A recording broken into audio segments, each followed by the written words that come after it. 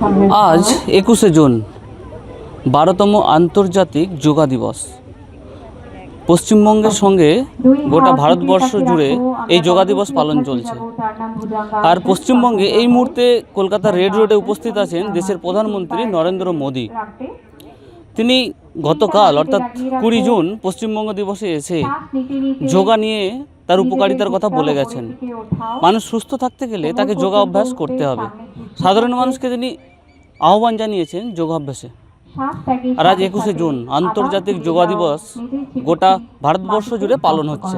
সেরকমই পালন হচ্ছে ঠিক আরামবাগে। আমার ক্যামেরা পার্সন বন্ধুকে দেখাতে বলবো, এই মুহূর্তে আরামবাগের একটি জায়গায় যোগাভ্যাস চলছে।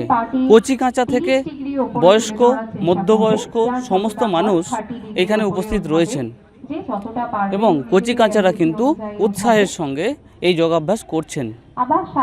আর এইটা যিনি আয়োজন করেছেন তিনি সন্ন্যাসী প্রামাণিক, তার উদ্যোগেই কিন্তু এই যোগাভ্যাস চলছে। তিনি নিষ্ঠার সঙ্গে মানুষকে যোগার মাধ্যমে ট্রিটমেন্ট দিয়ে আসছেন। মানুষ কিভাবে সুস্থ থাকবে তার পথ বলে দিচ্ছেন। গতকালকেই দেখেছি প্রধানমন্ত্রী বলেছেন সুস্থ বার্ধক্যের জন্য কিন্তু যোগ দরকার।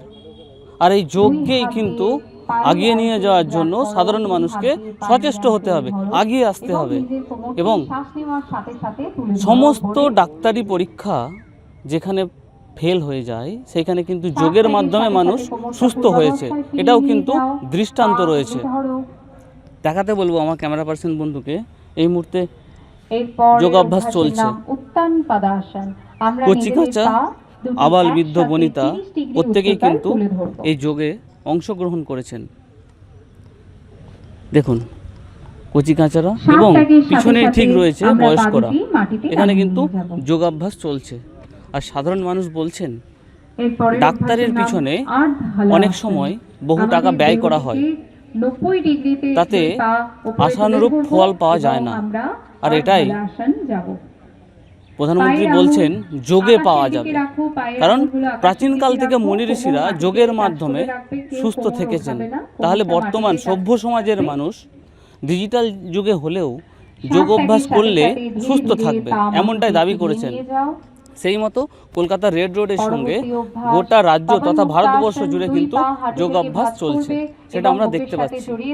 প্রধানমন্ত্রীর এই সচেষ্ট প্রচেষ্টা কতটা মানুষকে, এই সভ্য সমাজের মানুষকে তাদের সুস্থ হওয়ার জায়গাটা ফিরিয়ে দিতে পারে, সেটাই দেখছে গোটা বিশ্ব।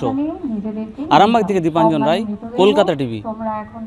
যোগা দিবস তো প্রধানমন্ত্রী বলে গেছেন সাধারণ মানুষকে যে যোগাভ্যাস করতে হবে সুস্থ থাকতে, এই যে বিষয়টা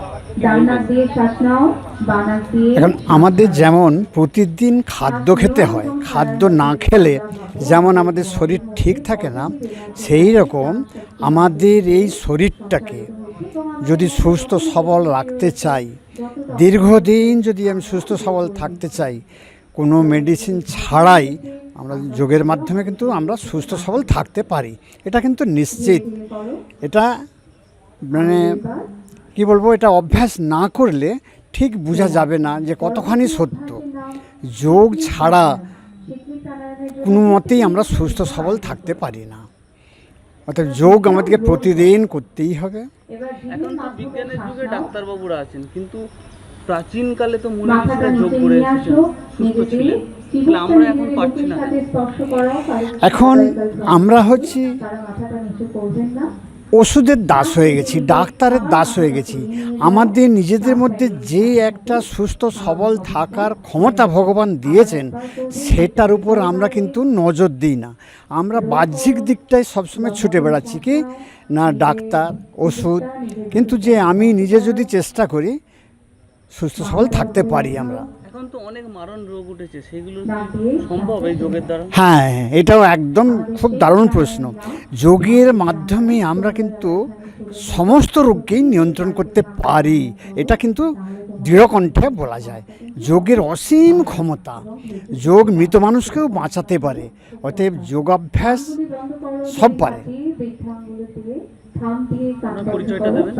আমার নাম শ্রী সন্ন্যাসীচরণ প্রামাণিক, এই আজকে কারা কারা এখানেতে আমাদের এই যোগা অনুষ্ঠানেতে পারুল প্রাইমারি স্কুল, পারুল হাই স্কুল এবং এখানে ইন্দুবালা একটা স্কুল এবং আমাদের যোগা প্রতিষ্ঠানের সমস্ত ছাত্রছাত্রীরা এবং আরও সাধারণ মানুষরা এখানে আমাদের অংশগ্রহণ ব্রতী হয়েছে।